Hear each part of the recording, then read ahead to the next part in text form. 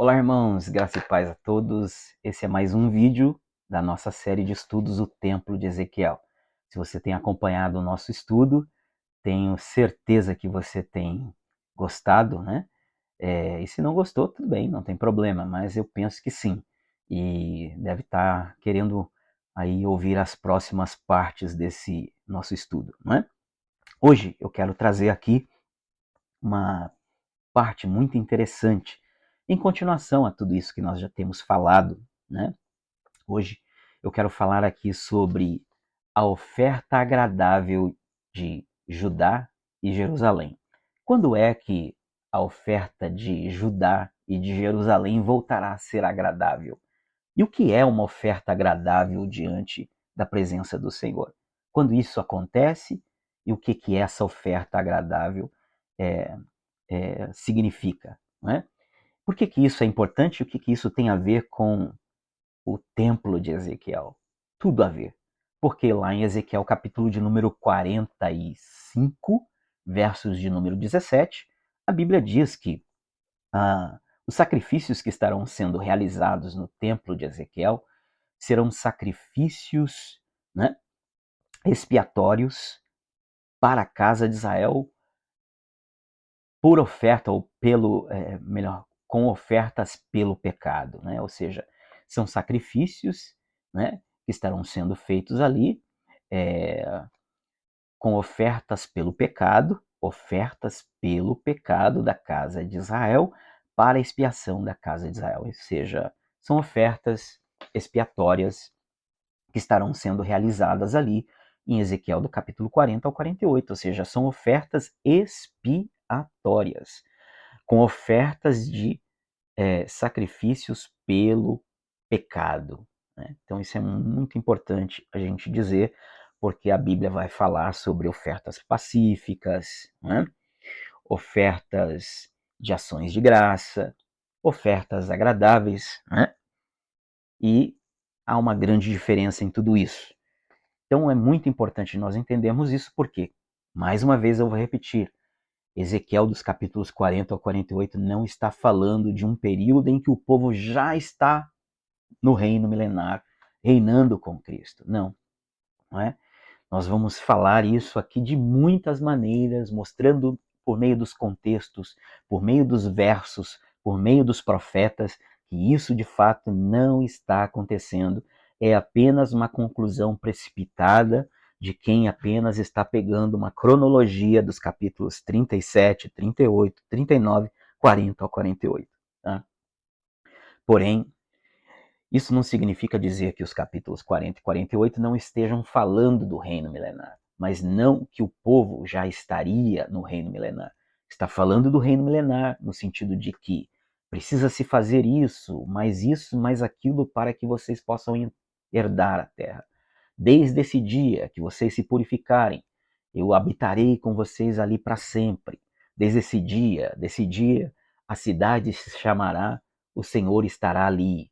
Desde esse dia. Que dia é esse? O dia em que o povo estiver totalmente purificado, como diz em Ezequiel 43, no verso de número 9. O Senhor diz assim, não é? Afastem de mim as vossas prostituições e o cadáver dos vossos reis, e eu habitarei com os filhos de Israel para sempre. Porque essa é a lei do templo, todo monte e os seus arredores será santo. Ou seja, Deus vem habitar em um templo santo. Ele está dizendo, ó, afasta de mim as vossas prostituições e o cadáver dos vossos reis, ou seja, vocês precisam se purificar, a terra tem que estar purificada, e eu vou habitar com os filhos de Israel para sempre, não só quando limparem os ossos, mas quando também o povo estiver limpo, purificado. Aí eu vou habitar com vocês para sempre. E aí então a gente vai observar que no decorrer dos eventos do capítulo 40 ao 48, o Senhor não está mostrando um povo que já está purificado, mas sim um povo que está se purificando com ofertas pelo pecado para a expiação dos pecados da casa de Israel, também do templo, como está dito em Ezequiel 45, 20, que também os sacrifícios que estarão sendo feitos ali serão para purificar, melhor, para a expiação do templo. Agora, você consegue imaginar Deus habitando em um templo que ainda precisa de sacrifícios expiatórios durante 1000 anos para ele habitar? Não, isso não faz sentido nenhum. Não são sacrifícios pacíficos, mas são sacrifícios de expiação. Também em Ezequiel 43, verso de número 20, é dito que os sacrifícios que estarão sendo feitos ali são para a expiação do altar. Então, é a expiação do altar, é a expiação do templo e a expiação para a casa de Israel. Então, não creio que se trate de reino milenar já sendo tomado posse, mas sim que está sendo falado sobre o reino, como se deve fazer para chegar lá, como um detalhe interessante é nós entendermos que essa visão foi dada, irmãos, muito tempo antes de Cristo vir na primeira vinda. Então, irmãos, faz sentido também esses capítulos estarem sendo falados acerca do sacrifício de Cristo, porque Cristo nem havia vindo ainda. Nós temos profecias em Zacarias que vão falar da primeira e da segunda vinda, tudo misturado, né? Tem ali profecias que falam, né, da primeira vinda, né, como por exemplo, né, fere o pastor e as ovelhas se dispersarão. Isso aconteceu lá quando Jesus foi no Getsemane, né, foi preso, então as ovelhas se dispersaram. Nós vamos ver ali em Zacarias profecias que já estariam falando quando ele vir colocar os pés no Monte das Oliveiras, enfim. Há uma mistura de profecias, nós sabemos disso. Então não é impossível isso estar acontecendo e não só não é impossível, como de fato é isso que está acontecendo. Deus está pegando aqui, né, os capítulos 40 ao 48 para falar desse período em que Cristo está fazendo expiação pelos pecados. Basta olhar o capítulo 47 que você vai ver, né, que fala de um rio purificador que vai ali ser medido com 4.000 côvados, depois ele é um rio que já não pode mais se atravessar, a não ser a nado. E aí então a gente vai pegar ali textos de João capítulo 7, em que o próprio Senhor Jesus vai aplicar Ezequiel 47 para ele mesmo, né?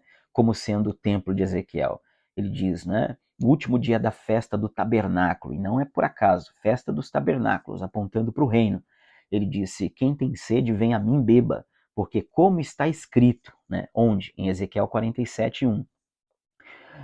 Aquele que crê em mim, do seu interior fluirão rios de água viva, né? E aí João diz assim, e ele dizia isso do Espírito que ele havia de derramar, porém ainda não havia sido dado porque ele ainda não havia sido glorificado. Ou seja, Jesus só podia derramar o Espírito quando ele ressuscitasse e fosse glorificado. E então ele está dizendo que esse rio que flui de todo, não só de Cristo, mas de todo aquele que nele crê, ele está dizendo, olha, eu sou o templo de Ezequiel e todo aquele que crê em mim também pode fazer parte desse templo de Ezequiel.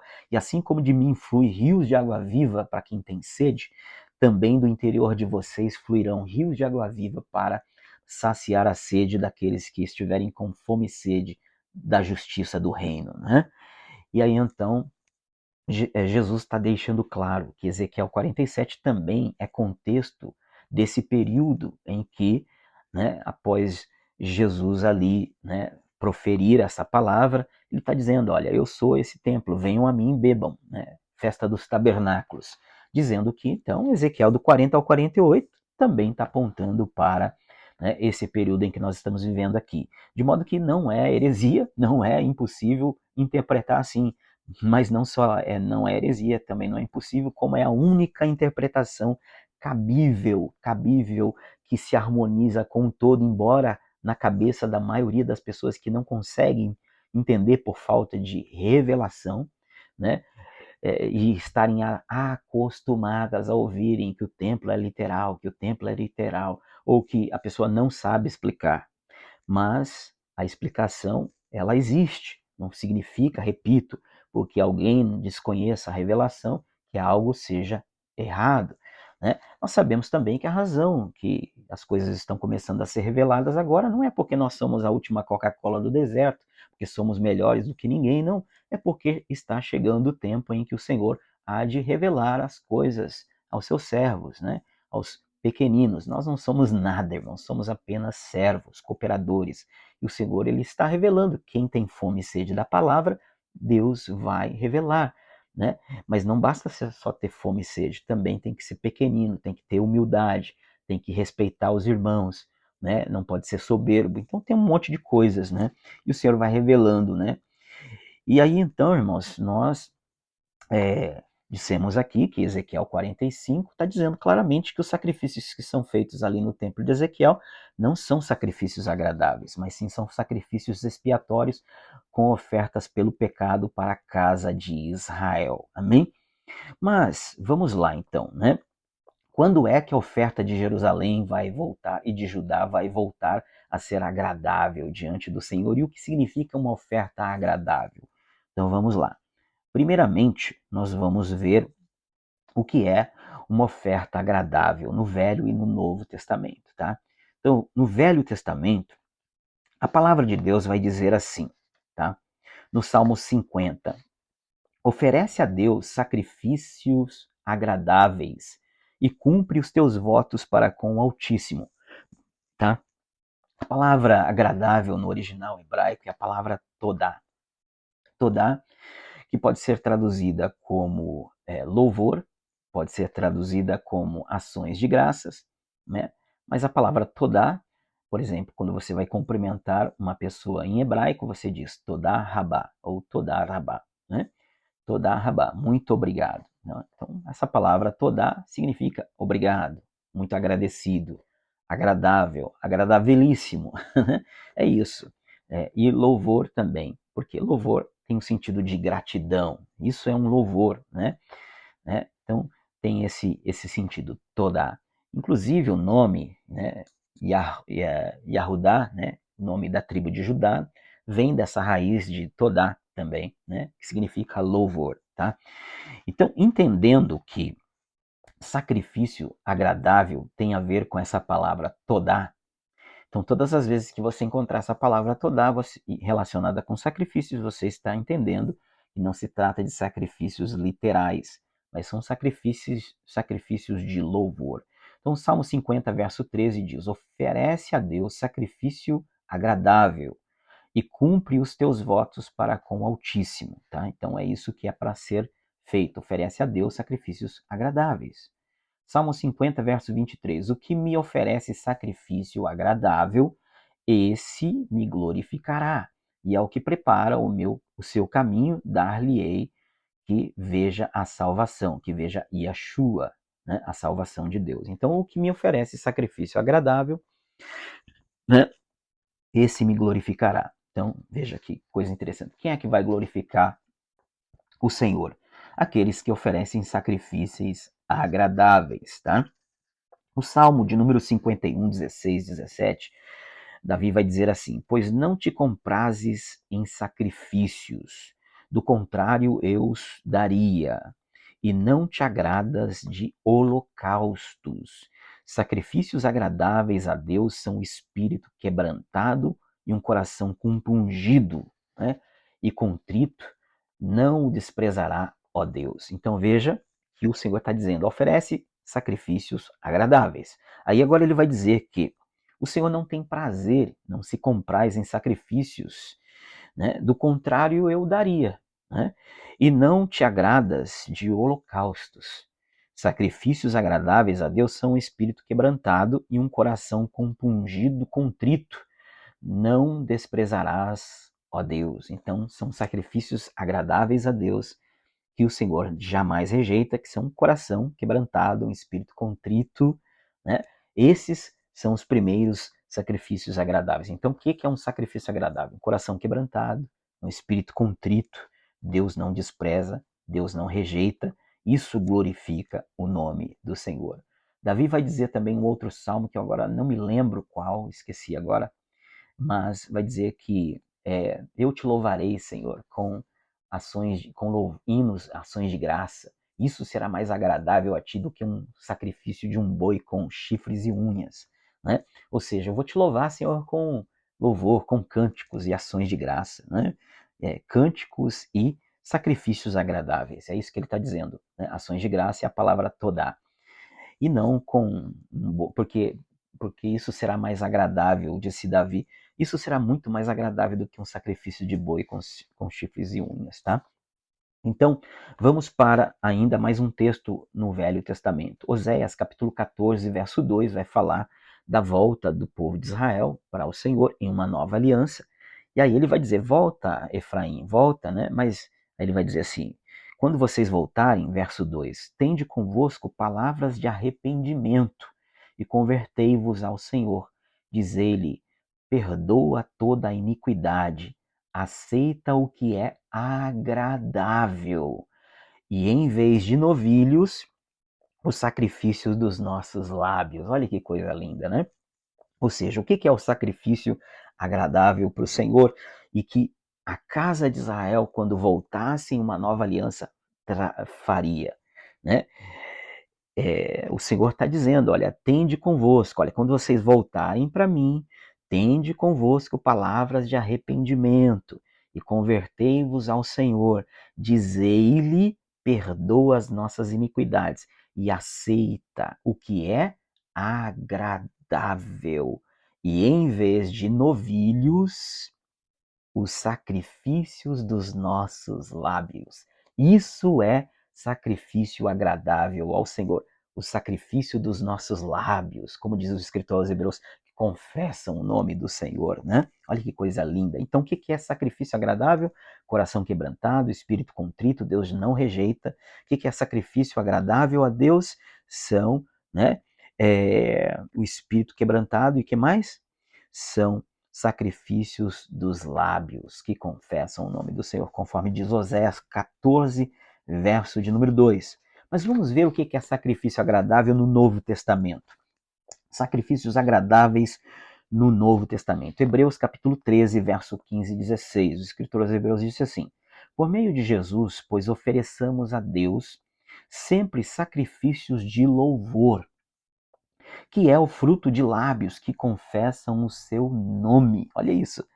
Por meio de Jesus, pois ofereçamos a Deus sempre, ou seja, agora, hoje somos sacerdotes, né? Zadoquitas, filhos de Zadok, filhos do justo, Zadok, justo, filhos do justo. Quem é o justo? Jesus, né? Nós somos justificados por ele, o justo Jesus, né?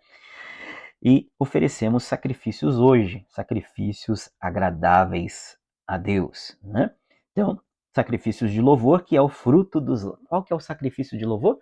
O fruto dos lábios que confessam o nome do Senhor. Não negligenciemos igualmente a prática do bem e a mútua cooperação, aqui a palavra koinonia, que é traduzida às vezes como coleta.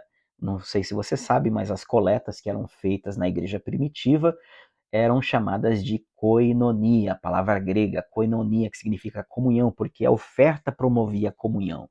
Então o nome das ofertas alçadas era koinonia, que podia ser traduzido como ofertas, né, ou coletas. E aqui está sendo dito que essas ofertas são chamadas do quê? São chamadas de mútua cooperação, né? Pois com tais sacrifícios Deus se agrada. Quais os sacrifícios que Deus se agrada, segundo o escritor aos Hebreus?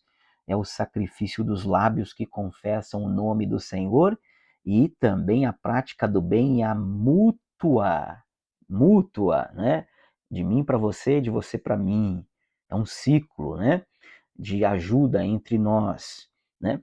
A prática do bem e a mútua cooperação, a mútua coleta, a mútua, né, koinonia, comunhão, né, das ofertas, de tudo que temos, né, do pão, no partir do pão, nas ofertas, em tudo, né, comunhão. Pois com tais sacrifícios Deus se agrada.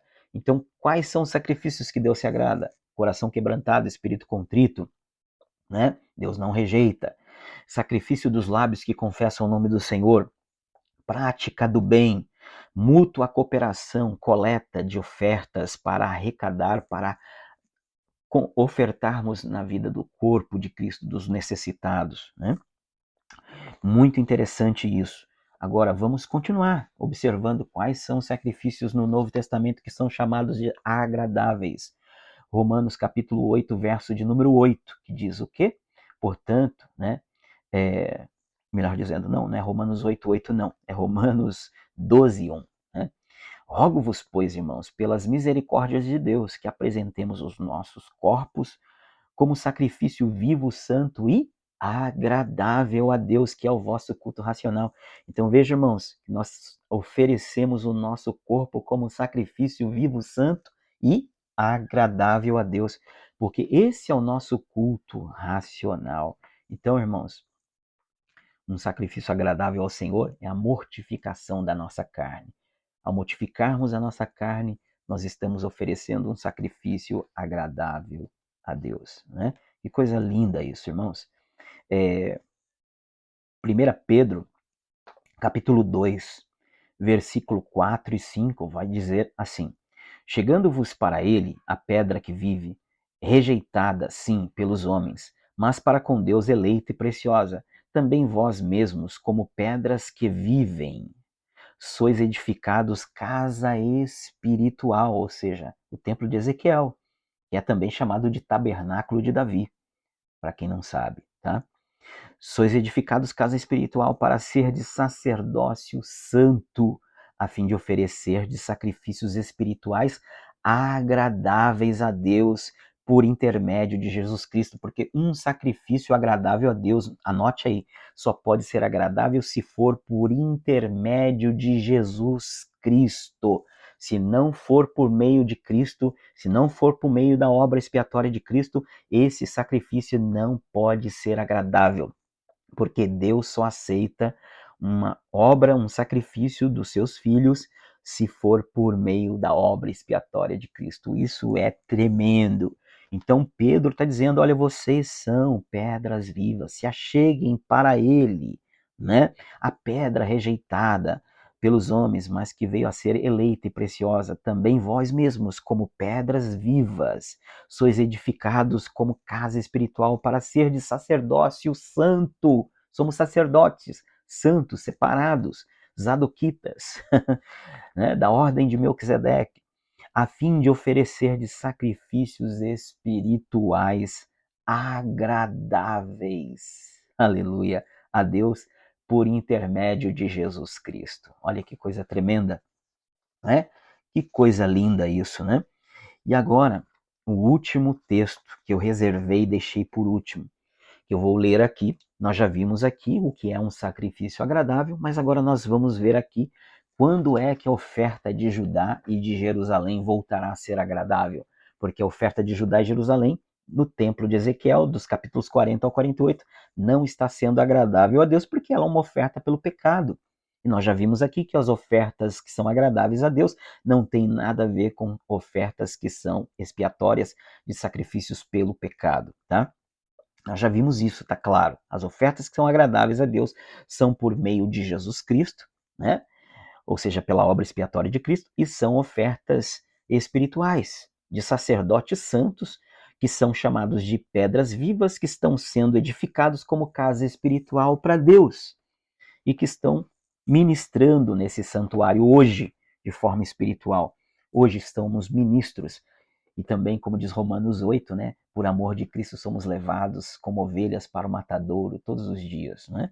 O que é o matadouro? É o altar do holocausto. Espiritualmente falando, nós estamos sendo, né, todos os dias levados, aqueles que são perseguidos, mas também quando nós mortificamos a nossa carne, quando nós renunciamos à nossa carne, lutamos contra a nossa carne, estamos sendo mortos, crucificados com Cristo todos os dias, né? Então isso é muito tremendo. Temos que abrir o entendimento, irmãos, e ver sim que hoje somos sacerdotes, né? Muitos pensam, vamos ser sacerdote no reino milenar. Não, somos sacerdote hoje. Estamos ministrando diante do Senhor. Temos que oferecer os nossos corpos como sacrifícios vivos, santos e agradáveis a Deus hoje. Esse é o nosso culto racional. Essa é a nosso ministério de sacerdócio hoje aqui. Temos que oferecer sacrifícios agradáveis a Deus com o fruto dos nossos lábios que professam o nome do Senhor, oferecendo sacrifícios agradáveis através da prática do bem, através das coletas, da coinonia, da repartição mútua de ofertas e abençoando uns aos outros, né? De um coração quebrantado, um espírito contrito, que Deus não rejeita. Isso são ofertas que nós hoje, sacerdotes que estamos santificados em Cristo, estamos oferecendo a Ele, né? Nessa casa espiritual que somos nós, né? juntos, quando estamos unidos em um só corpo, na igreja local, nós somos essa casa espiritual e ali oferecemos sacrifícios espirituais ao Senhor, tá? Então nós observamos aqui claramente que esses são sacrifícios espirituais e que lá em Ezequiel do 40 ao 48, os sacrifícios ali não são agradáveis, não são. Em Malaquias 3, 2 ao 4, nós vamos ver aqui quando é que a oferta de Jerusalém e de Judá vai voltar a ser agradável. Olha só, diz o texto, né? O Senhor vai falar ali no verso 2, né? O Senhor, ele virá no seu templo, né? Ele vai enviar o seu anjo, o seu mensageiro, né? Para ir preparar o caminho do Senhor e de repente virá o Senhor no seu templo. E de repente virá o Senhor no seu templo. Mas quem poderá suportar o dia da sua vinda? Né? Quem é que poderá suportar o dia da sua vinda? Aí ele vai dizer no verso 2 ao 4, Malaquias 3, tá? Mas quem poderá suportar o dia da sua vinda? Dia da sua vinda. E quem poderá subsistir quando ele aparecer? Né? Porque ele é como o fogo do ourives, e o ourives é aquele que purifica o ouro e a prata. Ele é como o fogo do ourives e como a potássia. Ele é como o fogo do ourives. Né? Lembra que Ezequiel viu um homem, né, sentado no trono, que da metade da cintura para cima era fogo, da metade para baixo era fogo. Né? A glória do Senhor ali, né, foi esse o aspecto né, da cor de âmbar, que é a cor de fogo, e que da metade da cintura para cima, o filho do homem ali era semelhante ao fogo e também ao metal reluzente, né? Tremendo isso. Então ele será como o fogo do ourives, né? Olha isso. E como a potassa dos lavandeiros, assentar-se-á como o derretedor e purificador de prata. Purificará os filhos de Levi. E aqui tem uma revelação. Por que diz Levi? Ele está vindo. Por que ele vai só purificar os levitas? É isso que está sendo dito? Eu vou purificar só os levitas. Não, não é isso. Mas eu vou trazer essa revelação depois que eu acabar de dizer o que eu tenho que dizer. E os refinarei como ouro e como a prata. Eles trarão ao Senhor justas ofertas. Né? Então, a oferta de Judá e de Jerusalém será agradável ao Senhor, como nos dias antigos e como nos primeiros anos. Então, a oferta de Judá voltará a ser agradável, né? E de Judá e Jerusalém voltará a ser agradável ao Senhor. Quando é que a oferta de Judá e de Jerusalém vai ser agradável ao Senhor? Ah, depois de 1000 anos de expiação? Não. Quando na vinda do Senhor ele será como um fogo e como um sabão do lavandeiro, vai purificar, né? Vai purificar quem? Os filhos de Levi, os quais refinará como a prata purificada no fogo, né? E eles trarão ofertas justas. Olha aqui, ofertas justas ao Senhor, né? Então a oferta de Judá e de Jerusalém voltará a ser agradável ao Senhor como nos primeiros dias. Então ela vai voltar a ser agradável. Por quê? Porque, irmãos, Romanos capítulo 8, verso 8 diz que os que estão na carne não podem agradar a Deus. Romanos 8, 8. Os que estão na carne não podem agradar a Deus. Quem está na carne não pode agradar a Deus. A casa de Judá, Jerusalém, estava cativa. O Senhor escondeu o rosto dela, né, devido às suas iniquidades, durante um período do cativeiro espiritual, que vai até o final das 70 semanas. E então Israel estava carnal. Jerusalém, que representa as duas casas de Israel, o povo, estava carnal. Mas agora o Senhor vem, purifica o povo, e aí então, esse Israel, que agora vai ser restaurado, em Zacarias 13, o Senhor chama da terceira parte, que o Senhor passa no fogo, né? Ele vai destruir muitos pela espada, mas a décima parte, melhor dizendo, ou terça parte, agora me fugiu aqui, acho que é a terça parte, né? Ele vai passar ela no fogo, né? Nesse fogo aqui, nesse dia, na vinda do Senhor, e vai dizer, e eles vão me chamar de seu Deus, e eu direi, eles são meu povo. Está dito isso lá em Zacarias 13. E aqui em Malaquias 3, o Senhor está dizendo que vai purificar no fogo esse povo. E então as ofertas vão voltar a ser agradáveis, né? A oferta vai ser agradável, porque não vão estar em pecado. será um povo purificado. Prestem atenção, irmãos, o povo está purificado. O povo está sendo purificado pelo Senhor Jesus. Ele está purificando. E como nós lemos aqui, né, citamos o texto de 1 Pedro 2, 4 e 5, que as ofertas só podem ser agradáveis por meio de Jesus. Então esse povo está se convertendo, esse povo está sendo purificado na volta de Jesus, e esse povo está sendo restaurado, está sendo nascendo de novo, está sendo restaurado e glorificado. É o povo que está sendo ressuscitado, glorificado, e esse povo, então, agora é um povo que vai oferecer ofertas espirituais, e as ofertas espirituais são ofertas agradáveis. Na carne ninguém pode agradar a Deus. E Hebreus capítulo de número 11, verso 6 diz que sem fé é impossível agradar a Deus, importa que aqueles que se aproximam de Deus creia que Ele existe e é galardoador daqueles que o buscam. Logo, sem fé é impossível agradar a Deus, de modo que esse povo não estava vivendo pela fé, não podiam, portanto, agradar a Deus. Uma vez que eles são restaurados, agora eles terão fé e com fé vão agradar a Deus. Isso é muito importante. Então está aí provado para os irmãos que o Ezequiel, o Israel que está lá em Ezequiel dos capítulos 40 ao 48, não está vivendo no reino milenar ainda. Não está purificado, estão fazendo ali obras expiatórias pelo pecado da casa de Israel.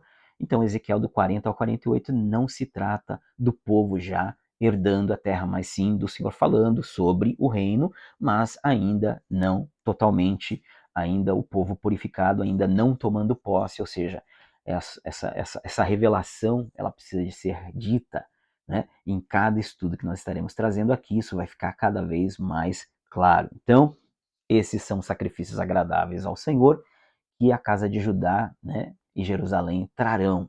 Quando? Quando o Senhor já não mais escondeu o seu rosto de Jerusalém e de Israel, no final da sua ira, no final do cativeiro espiritual, né? E quando, né, o Senhor purificá-los por meio do fogo, né? O qual ele mesmo diz, eu mesmo serei como fogo para purificá-los, né? Então, a oferta de Judá e a oferta de Jerusalém voltará a ser agradável ao Senhor, agradável ao Senhor, né? Ou seja, será uma oferta de ações de graça, uma oferta de louvor, uma oferta agradável ao Senhor, ofertas espirituais. E por que o texto diz aqui que então o Senhor virá e será como um fogo que purificará os filhos de Levi? Essa é uma revelação que eu vou deixar para um outro vídeo, na qual eu vou mostrar para você que, né, no livro da lei vai ficar claro isso.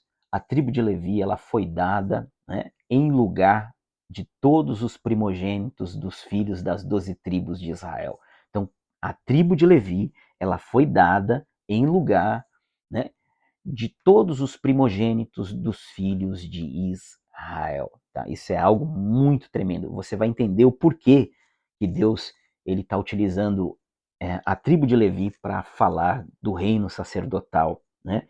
Não só no livro de Ezequiel, mas também Isaías utiliza Levi, os profetas falam de Levi, Malaquias fala de Levi, né? A linguagem dos profetas, irmãos, ela é ainda uma linguagem de sombra, isso precisa ficar claro. Eles são, como diz o apóstolo Pedro, na sua segunda epístola, no capítulo 1, né? Eles são uma candeia que ilumina em lugar escuro, até que Cristo, a estrela da alva, nasce em nossos corações. Então, os profetas são uma lâmpada pequena, mas em lugar escuro. O que é o lugar escuro? A velha aliança, as sombras, tá? Da velha aliança. Então, a linguagem deles, embora seja uma mensagem profética, né, para a igreja, mas eu digo que é para a igreja porque Pedro também falou em sua primeira epístola, no capítulo 1, do verso 10 ao 12, que os profetas não ministraram para si, mas ministraram para nós, tendo eles o Espírito de Cristo sobre eles, ministraram sobre a graça, né, para nós, igreja, coisas das quais os profetas prescrutavam, inquiriam, indagavam, né, e que nós, os apóstolos, diz o apóstolo Pedro, anunciamos como evangelho coisas das quais os anjos procuravam conhecer. Então, Pedro disse claramente que os profetas não ministraram para eles, mas ministraram para nós acerca da graça. Então, os profetas ministraram para a igreja. por isso que em Atos capítulo 3, versículo 25, Pedro, ao pregar ali cheio do Espírito Santo, para aquela multidão de 3.000 almas que se convertem ao Senhor, os judeus que se converteram ali, ele diz que eles eram os filhos dos profetas. Então, ou seja, os profetas e os filhos dos profetas, né? Ou seja, interessante a gente entender isso, né? Então, os profetas, eles ministraram para nós, para os filhos dos profetas. Os pais profetizam para os filhos. É assim que as coisas são. Pais profetizam para os filhos. E os filhos dos profetas são os remanescentes, né? Da casa de Judá e da casa de Israel, tá? Só que a linguagem, ela é metafórica, linguagem de sombras, não é algo nítido. Você vai ter Davi, às vezes, falando de uma linguagem mais parecida com a linguagem da graça. Você vai ter Esdras, às vezes, fazendo coisas semelhantes ao contexto da graça, mas no mais você vai ver uma linguagem da lei, da sombra, né? E aí, então, você precisa ter olhos espirituais e entender as coisas não só de forma espiritual, alegórica, mas procurar entender quando é alegórico, espiritual e quando é literal. Nenhuma coisa de mais, nem outra coisa de menos. Tudo no equilíbrio do espírito. É o espírito quem diz quando é e quando não é. E a gente tem que estar sensível, né, meditando sempre com humildade para a gente entender quando uma coisa é e quando não é. Tá? E vamos errar, não é um problema isso aí. A gente vai errar e a gente tem que ter humildade para entender quando a gente erra, tá bom? E vamos aprendendo uns com os outros e crescendo juntos na graça e no conhecimento, tá? Então é isso, irmãos. Essa é a nossa mais um estudo, né, dessa nossa série O Templo de Ezequiel. Um grande abraço, aguarde os próximos estudos. Shalom.